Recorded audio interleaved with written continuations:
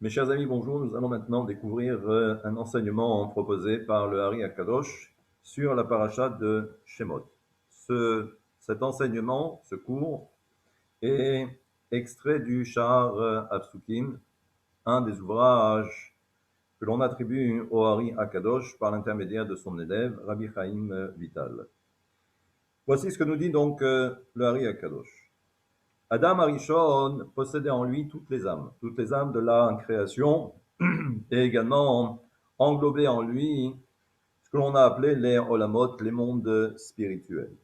Adam Arishon a fauté, et nous savons que la conséquence immédiate de la faute de Adam Arishon, c'est que certaines neshamot, certaines âmes sont tombées dans le domaine des clipotes, et ensuite toutes ces neshamot se sont réparties dans ce que l'on appellera plus tard les Shiv'im Umot, les 70 nations.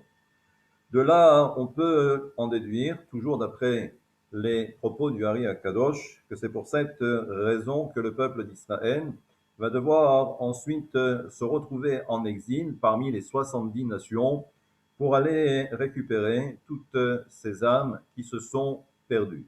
De là, on voit apparaître le principe justement de la conversion, récupérer ce qu'on va appeler les guérines. Ça, c'est la première introduction pour essayer de comprendre que, apparemment, si le peuple d'Israël se trouve maintenant en Égypte, c'est que forcément, il y a une raison profonde et qui serait certainement en rapport avec la faute de Adam Arishon, ce qu'on a appelé le péché originel. Le Hari Akadosh continue et nous dit comme cela. Nimtza כי כל אותם השדים ורוחים שנבראו באותם קל שנה, שפירש אדם מחווה כנודע, כל הנשמות עליונות קדושות מבחינת הדעת. Et là, cet enseignement est un enseignement de taille parce que il permet de comprendre que après la faute de Adam Arishon, nous savons que celui-ci s'est séparé de Chava pendant 130 ans. Malheureusement, nous savons aussi que pendant ces 130 ans, il a donné libre cours à toutes ses envies. C'est ce qu'on appelle les pertes séminales. Nous savons également que tout ce qui est en rapport avec les pertes séminales, je fais d'ailleurs une petite digression, comme l'enseigne Rabbi Nachman de Breslev dans le Likutei Moharan, nous savons que, d'ailleurs, c'est pour cette raison qu'il y a ce qu'on appelle le Tikkun Aklali, la réparation générale. La réparation générale fait référence justement à ce que l'on va appeler les souillures nocturnes, les pertes séminales, et nous savons que tous les problèmes de l'homme sont en rapport direct, malheureusement, par rapport à cette souillure. Et c'est pour cette raison que il sera nécessaire pour tout un chacun d'essayer de réparer cet ensemble, d'où la notion de le tikkun, la réparation clalite générale. Je referme vite cette parenthèse, mais nous voyons que déjà à l'origine, eh bien, le problème est posé à travers la faute non seulement de Adam Arishon pour avoir transgressé la volonté de Dieu, mais ensuite avoir donné libre cours à toutes ces pulsions à travers ces pertes séminales.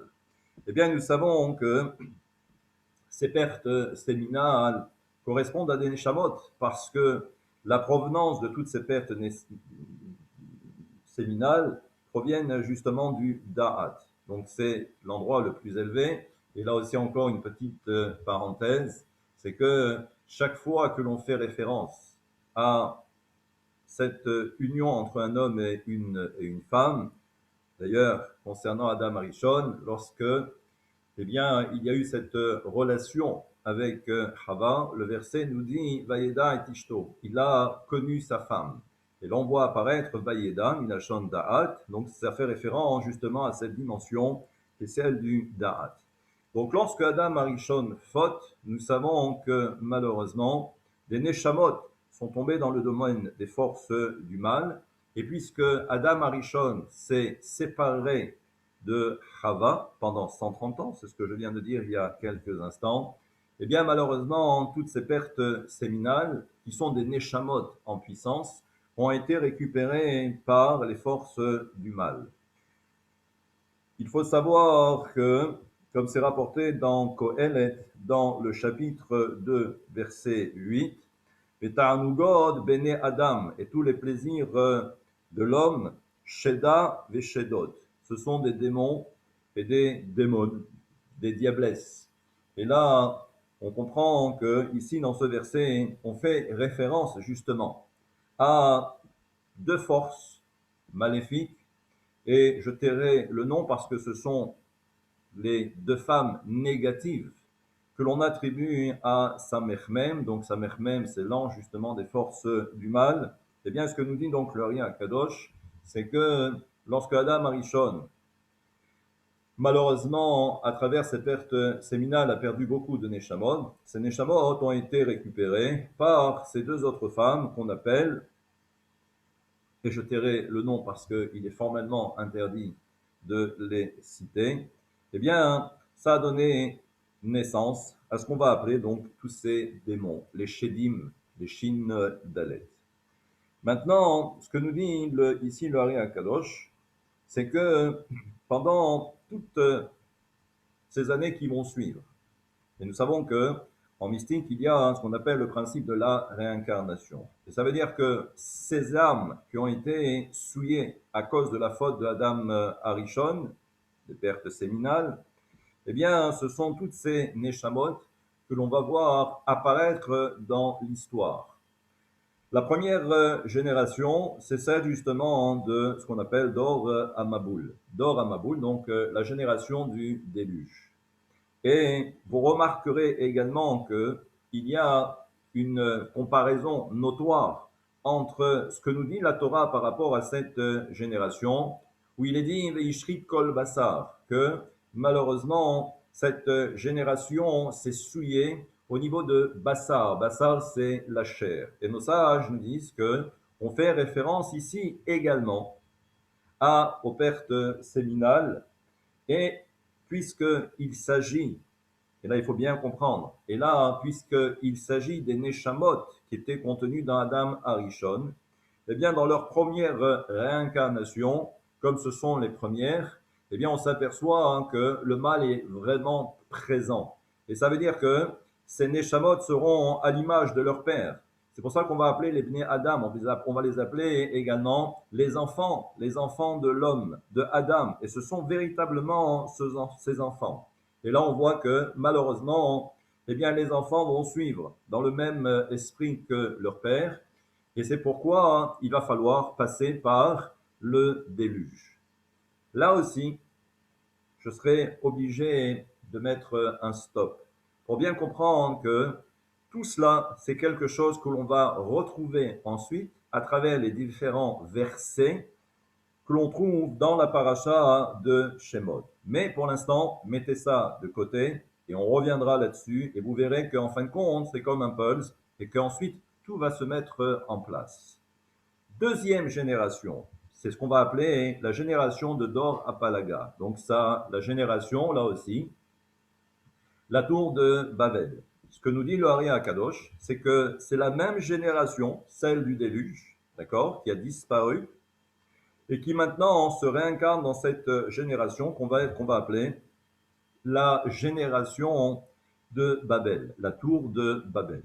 Là aussi, il faut savoir que d'après la Gemara dans le traité de Sanhedrin et à plusieurs reprises dans le traité de Sanhedrin, contrairement à ce que la Torah nous dit, que Adam Arishon a fauté, certes, on a appelé le péché originel, l'histoire, encore une fois, de l'arbre de la connaissance du bien et du mal, mais au-delà, justement, de cette transgression, le Talmud nous dit qu'en réalité, Adam Arishon a fauté à 7 reprises. D'ailleurs, ce sont les sept mitzvot qu'on va appeler les mitzvot Noachid, les Bnei Noach, où justement Adam Arishon a fauté. Il va falloir maintenant que, eh bien, les Bnei Noach réparent la faute de Adam Arishon. Je mets ça de côté.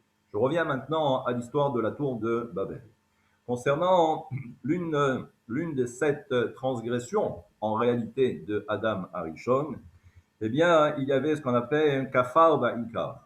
C'est qu'Adam Arishon a renié ce qu'on appelait l'essentiel, c'est-à-dire renié même Dieu, parce qu'il n'a pas respecté la volonté de Dieu. À partir de là, on comprend que, puisque la tour de Palaga, ce qu'on appelle donc la tour de Babel, fait référence là aussi aux Neshamot que Adam Arishon a créées, mais elles sont tombées dans les forces du mal, eh bien on va voir qu'elles aussi, et vous regarderez attentivement dans les versets, quelle était leur volonté, c'était justement de combattre Dieu. Et là on comprend aussi qu'il y a un lien entre Kafar Baïka, Adam Arishon, qui a renié même l'existence de Dieu, parce qu'il a transgressé la volonté de Dieu, et nous voyons que ses descendants, entre guillemets, ses propres Neshamot que lui-même a créés, eh bien nous le voyons que là aussi, elles vont commettre exactement les mêmes erreurs. Nous avons Dor à Maboul, là aussi c'était les pertes séminales, là maintenant c'est encore autre chose. Nous avons également, toujours d'après l'enseignement du Hari HaKadosh, nous avons une autre génération. Et là aussi, on pourrait se poser toutes les questions du monde et se dire, bon, la Torah nous parle du déluge, nous parle maintenant de la tour de Babel, et voilà qu'à l'époque d'Abraham, eh bien, nous avons une autre génération qui est celle de Sodome. En fait, c'est une génération, mais c'est la génération d'Abraham, c'est une ville. Et là aussi, ce que nous dit le Hari HaKadosh, c'est que c'est cette même génération qui va maintenant se réincarner dans la ville de Sodome. Et là, on comprend en fin de compte que tout le principe de la réincarnation, parce que dans notre tradition mystique, ésotérique, nous savons que la réincarnation existe. Et maintenant, tout le principe de la réincarnation, c'est de réparer. Et donc, c'est pourquoi, successivement, il va y avoir des générations et encore d'autres générations. Et là, ce que nous dit maintenant le Hari HaKadosh, c'est que on arrive maintenant en Égypte. Eh bien, il faut savoir que la dernière génération qui va pouvoir maintenant être réparée, c'est en Égypte et à l'époque de Yaakov. Là aussi, quel est le lien entre Yaakov? Je rappelle également que Yaakov, c'est celui qui va mourir en Égypte. Contrairement à Abraham et Yitzhak, qui décèdent, mais en terre d'Eretz Israël. Rappelez-vous l'histoire de Yaakov. Yaakov donc décide de descendre en Égypte et il rencontre pour la première fois Pharaon. Pharaon est surpris parce qu'il avait l'impression d'avoir déjà vu Yaakov. Mais comme Yaakov est aussi à l'image de Yitzhak et de Abraham, donc il avait l'impression eh bien, de connaître toujours ce même personnage. Et là, rappelez-vous quelle va être la réponse de Yaakov. Yaakov va dire que Me'at veraim, que mes années étaient raïm, elles étaient mauvaises. Là aussi, petite parenthèse, chaque fois que dans la Torah on fait référence à la notion de ra, donc le mal, c'est lorsque justement l'homme ne respecte pas la brite. Autrement dit, lorsqu'il y a des pertes séminales, à ce moment-là, ça s'appelle ra. On le voit également avec les enfants de Yehuda qui se sont mal comportés.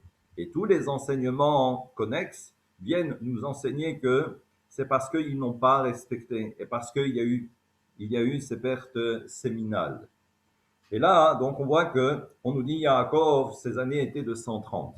Et là, tout de suite, le Hari HaKadosh nous raconte que, justement, Yaakov, c'est ce qu'on appelle le Bechir Sheva Avot. C'est le meilleur des patriarches. Mais c'est celui également qui, au même titre que Abraham et de Yitzhak, c'est celui qui a réparé la faute de Adam Arishon. Et là, on comprend bien que Yaakov, quand il raconte sa vie ou son histoire à Paro, il dit « J'ai 130 ans, mais ces 130 ans de souffrance et de malheur, ces 130 ans font référence aux 130 ans où Adam Arishon s'est séparé justement de Chava et a donné libre cours à toutes ses pulsions.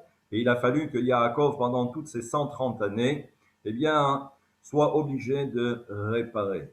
Donc le mal, eh bien, il va falloir réparer l'ensemble. Et ce tikkun est un tikkun de longue haleine, mais surtout, c'est un tikkun qui est éprouvant. C'est pourquoi on va voir que Yaakov descend en Égypte. Et pour quelle raison? Parce que si Yaakov est la réincarnation ou la réparation de Adam Arishon, eh bien nous savons que Yaakov, c'est celui qui va rester maintenant au contact de toutes ces neshamot.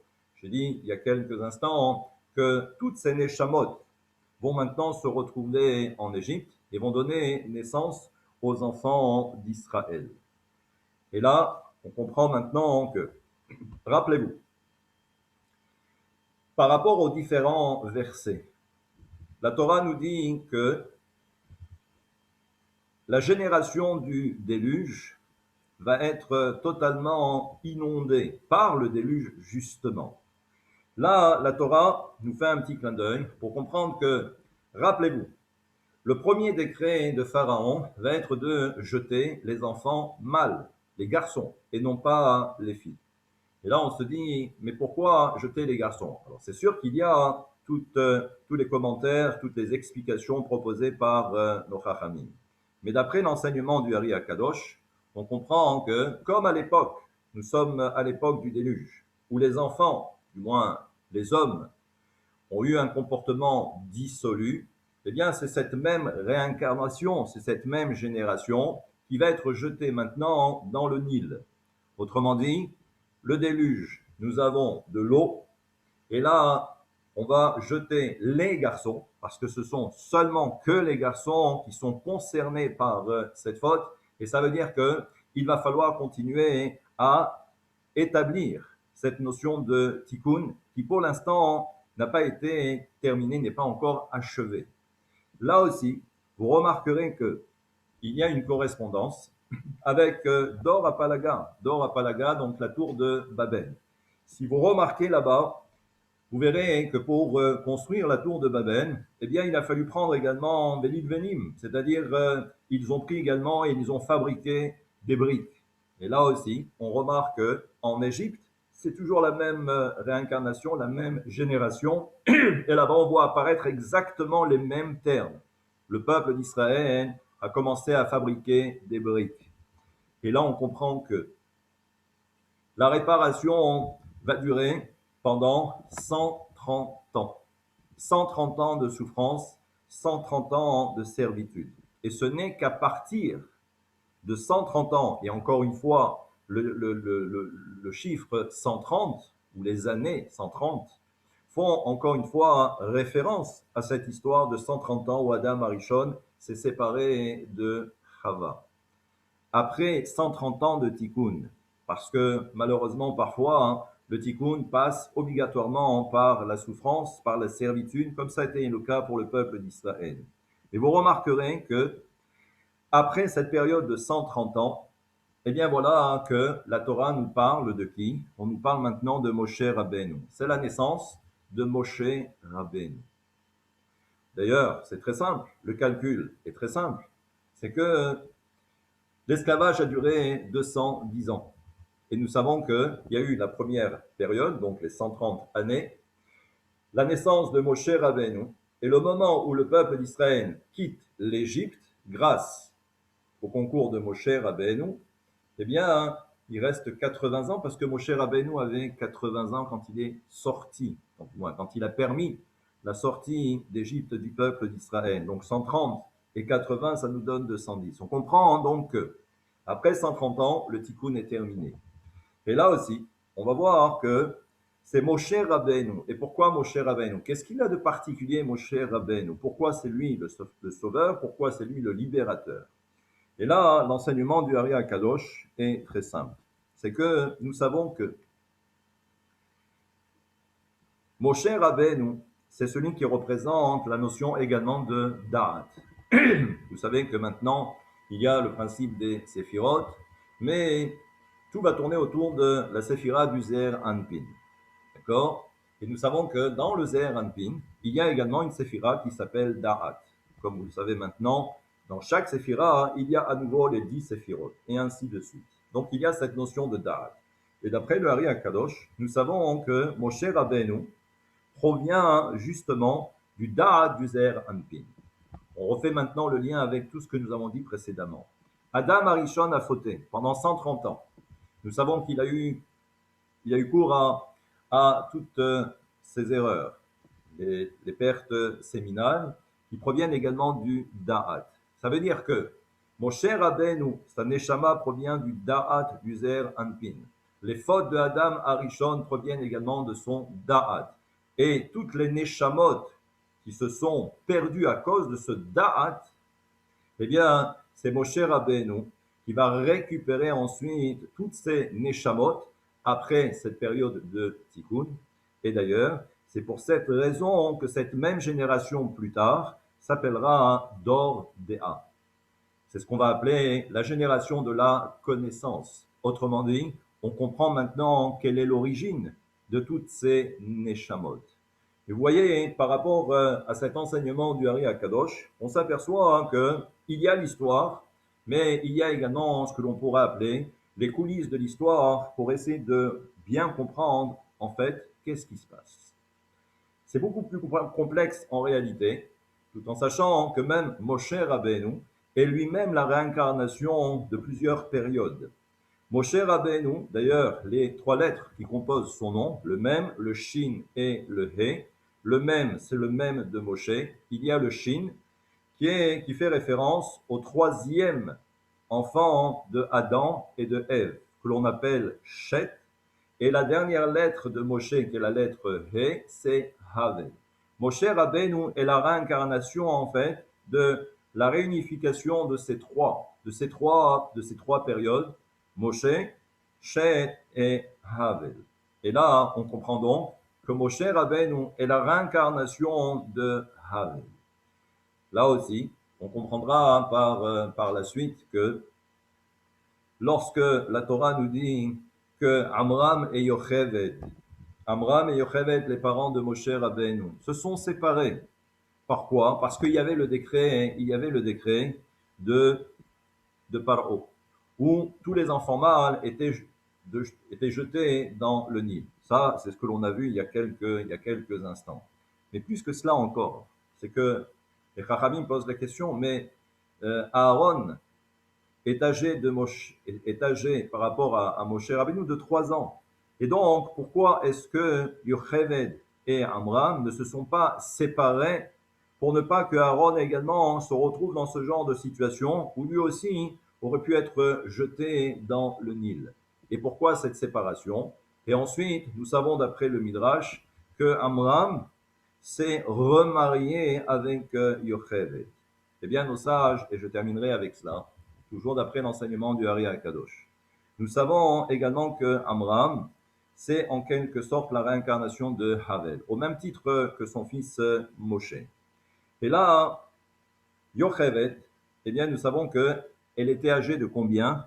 De 130 ans lorsqu'elle s'est mariée et lorsqu'elle a eu Moshe Rabbeinu. Donc là aussi, le chiffre de 130. Mais on savait qu'elle ne pouvait plus avoir d'enfants. Ça veut dire que à 130 ans, il s'est passé quelque chose. Il y a eu un miracle où, à nouveau, eh bien, elle a pu donner naissance à un enfant. Le Hari HaKadosh nous dit, mais que s'est-il passé? Et en coulisses, que s'est-il passé derrière tout cela?